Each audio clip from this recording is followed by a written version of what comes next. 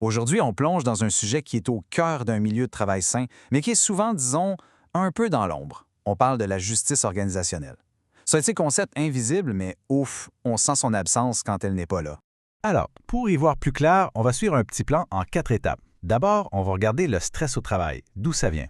Ensuite, on va définir c'est quoi, au juste, la justice organisationnelle. Après ça, on va voir le rôle mais tellement crucial de la communication là-dedans et on terminera avec des pistes concrètes pour bâtir un climat de confiance.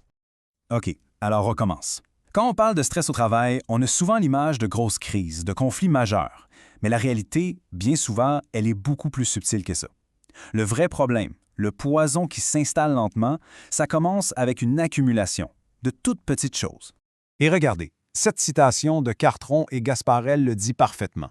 Pour vraiment saisir les grands risques pour la santé psychologique au travail, il faut commencer par le commencement. Il faut écouter les gens parler de leurs petits tracas de tous les jours. C'est là que tout se joue, dans ces irritants quotidiens qui, un à la fois, finissent par créer un climat vraiment lourd. Parce que justement, ces petits tracas, ils ne flottent pas dans le vide. Ils font partie de ce que les experts appellent les risques psychosociaux, les fameux RPS. Et là, on parle de choses assez sérieuses, du harcèlement, de la violence bien sûr, mais aussi des tensions entre collègues qui n'en finissent plus ou d'une surcharge de travail qui devient juste insoutenable. Tout ce qui, au fond, gruge la santé mentale au travail. Cette image-là, elle est super parlante. Elle montre bien comment ça peut dégénérer. Au début, on a juste une petite divergence d'opinion, rien de grave. Mais si on ne règle rien, ça devient de l'incompréhension, puis des tensions, et ça peut aller jusqu'au conflit ouvert. Et la question, c'est qu'est-ce qui jette de l'huile sur le feu? La réponse est souvent la même, un sentiment d'injustice qui n'a jamais été adressé. Et on arrive au cœur du sujet.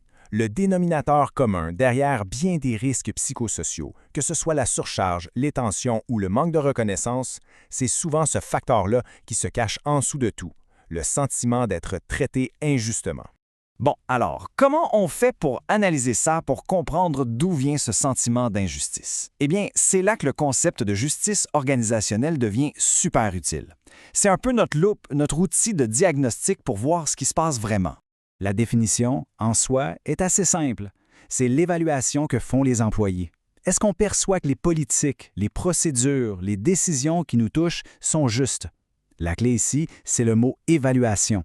C'est une perception, c'est subjectif, mais les conséquences, elles, sont bien réelles. Pour aller un peu plus loin, on divise généralement ça en deux grandes catégories. D'un côté, il y a la justice procédurale. Ça, c'est le comment on fait les choses. Est-ce que les processus pour une promotion, par exemple, sont clairs, transparents, équitables pour tout le monde? Et de l'autre côté, on a la justice relationnelle. Ça, c'est le traitement. Est-ce que les gens, au jour le jour, sont traités avec dignité, avec respect? Et dans la vraie vie, un manque de justice, ça a l'air de quoi? Ben, ça ressemble à ça. Des compétences qui sont ignorées, un manque de respect flagrant, ne pas avoir accès à de la formation pour progresser, sentir que son emploi est toujours sur la sellette ou voir des décisions qui ont l'air complètement partiales.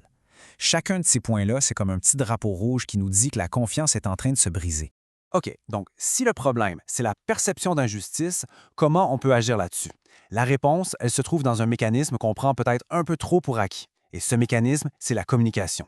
La communication est le véhicule de la justice. C'est une phrase toute simple, hein? Mais elle est tellement puissante. Pensez-y, la justice, ça n'existe pas dans l'abstrait. Il faut la rendre visible, il faut la transporter, et son moyen de transport, son véhicule, c'est la communication. Regardons comment ça fonctionne concrètement. Pour la justice procédurale, on peut bien avoir le processus le plus juste au monde sur papier, mais si personne ne le comprend, s'il n'est pas expliqué de façon transparente, il va être perçu comme opaque et donc injuste. C'est aussi simple que ça. Et pour la justice relationnelle, c'est encore plus évident. Le respect, la dignité, l'écoute, ce ne sont pas des idées, ce sont des actes de communication. Voici un scénario classique qui arrive tout le temps. La direction prend une bonne décision, tout à fait équitable. Mais la communication qui suit est floue ou même absente. Le pourquoi et le comment ne sont pas expliqués. Le résultat? Pour les employés qui voient ça de l'extérieur, la décision a l'air de sortir de nulle part, d'être totalement arbitraire. Et voilà, le sentiment d'injustice est créé, même si l'intention de départ était bonne. Heureusement, l'inverse est aussi vrai. Une communication qui est efficace, qui est respectueuse, ça crée un véritable cercle vertueux. Une bonne communication renforce le sentiment de justice. Et quand les gens se sentent traités justement, ils sont plus enclins à communiquer ouvertement. Ça bâtit la confiance, et la confiance, c'est la base de toute organisation qui fonctionne bien. Bon, maintenant qu'on a posé le diagnostic, on passe à l'action. Concrètement, comment on peut se servir de ces idées pour construire un milieu de travail qui est plus sain, plus juste?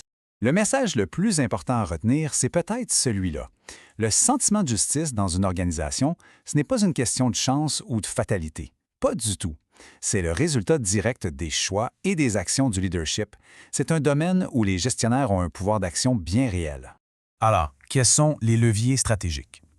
D'abord, cultiver la transparence. Ça veut dire communiquer ouvertement, expliquer les décisions, les processus, leurs raisons. Pas juste le quoi, mais le pourquoi. Ensuite, promouvoir le dialogue. Créer des canaux pour que l'information circule dans les deux sens, encourager les gens à donner leur avis. Et finalement, le plus important peut-être, assurer le respect. Ça veut dire traiter chaque personne avec dignité, avec politesse, dans toutes les interactions sans exception. Et on va terminer là-dessus avec une question pour réfléchir. Et si la justice, ce n'était pas tant une destination, un but final à atteindre, qu'une conversation? Une conversation continue, un engagement de tous les jours à se demander ce qui est juste, ce qui est équitable et comment, tous ensemble, on peut faire mieux. C'est peut-être ça, en fin de compte, le vrai secret d'un milieu de travail sain.